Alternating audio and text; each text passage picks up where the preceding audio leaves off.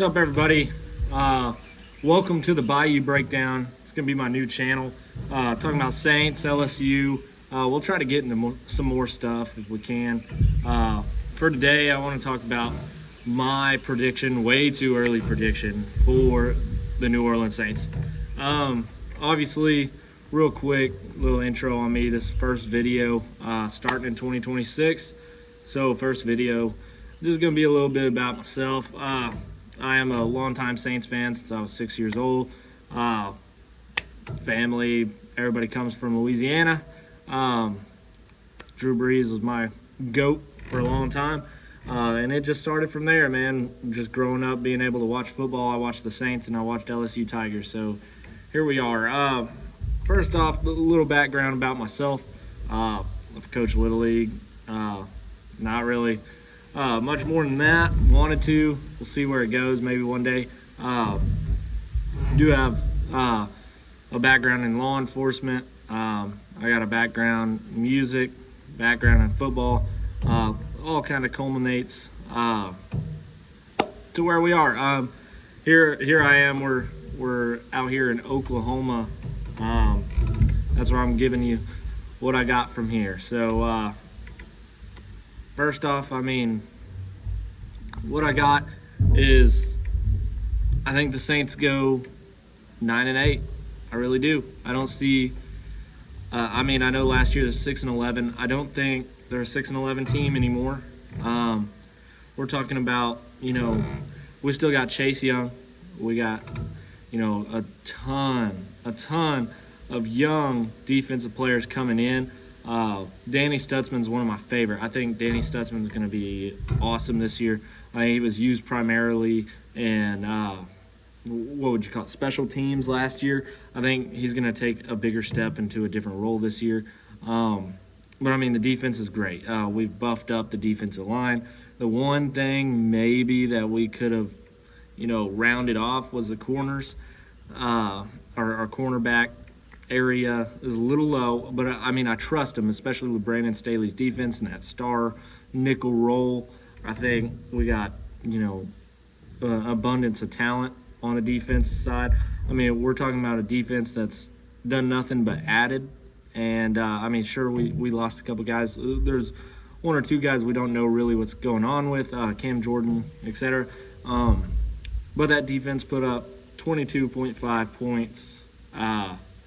Is what they allowed, which is, middle of the pack defense for, last year. But when you're talking about total defense, we're talking about, ESPN stats got them, and FanDuel and all these other bettings got them at 9th overall. It was the 9th overall defense from last year. That's all off stats from last year.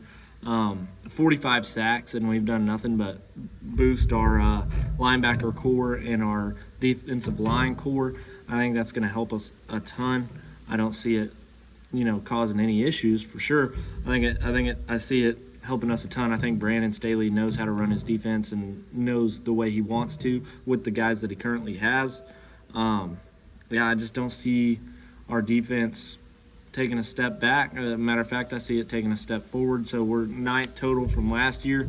I'd say maybe we're definitely in top 10. I think this year on defense. When you turn over to the offensive side, you're looking at like Tyler Shuck, 2,400 yards pretty much last year. He went 5-4 as a starter. He had 10 touchdowns, 6 interceptions. We're talking about 25 points a game on his last 5 games. We boosted that offense crazily with just Shuck, well, really no pieces. And you got to see Devon Vele kind of step up into a role that now this year we're looking at Devon Vele like, okay, we've got 14 different wide receivers in the wide receiver room.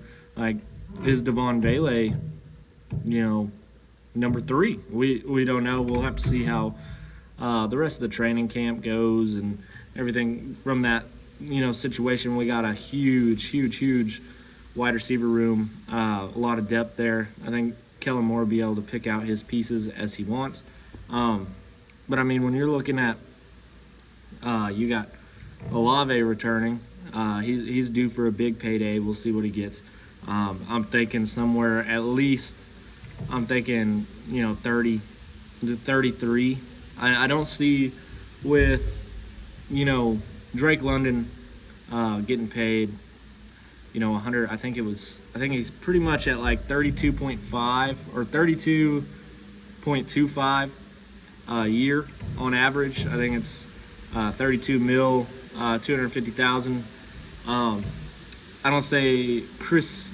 I don't see him taking less than that, and I don't see the Saints wanting him to take less than that, because when you look at his stats, I mean, the last few years he hasn't even played all the games, but I mean he's been your undoubtedly he's been your number one wide receiver. If you even want to call a number one wide receiver a number one wide receiver anymore, like an X, Y, whatever you want to call it. I don't think they have those anymore. Same with defense. I think they're all just DBs. They expect you to play at, each position, each role.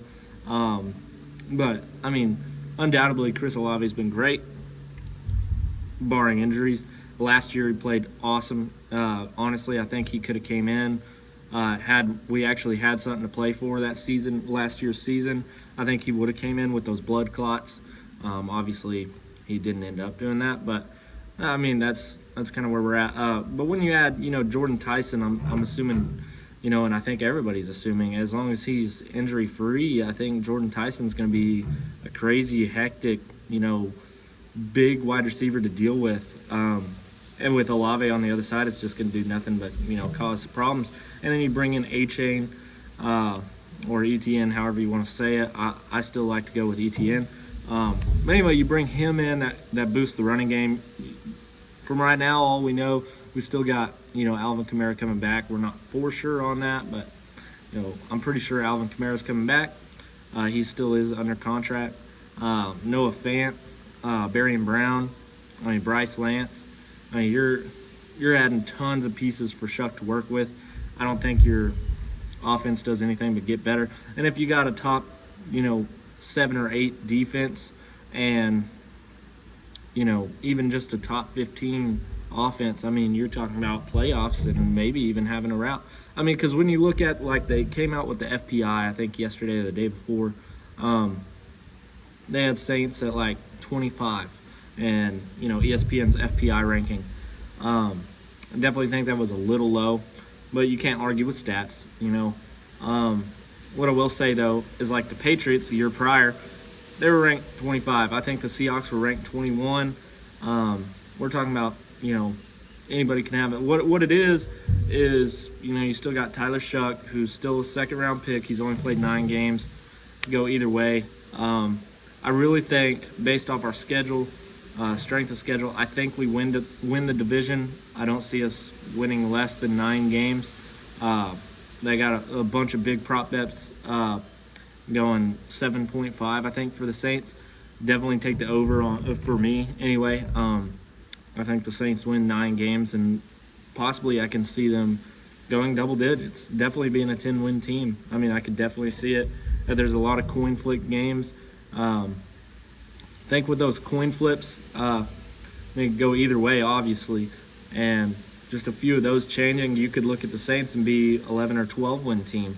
I'm not going to go way out there and say it. I would say best bet is probably bet on the Saints being a 9-win team. I don't see us going less. I just really don't. But anyway, yeah, I got the Saints winning the NFC South. I got us maybe hosting a playoff game with 9 or 10 wins. I really don't see us dropping lower than that. Yeah, welcome to the Bayou Breakdown. We'll be putting out some videos hopefully every day or every other day. We'll see how the schedule works. Hopefully you guys follow along, like and subscribe. Try to get some more people in this. Maybe hook up a microphone. I've got multiple of them. Get us a good spot for it set up. Show you guys some stats. We'll go from there. Thank you guys. Peace out.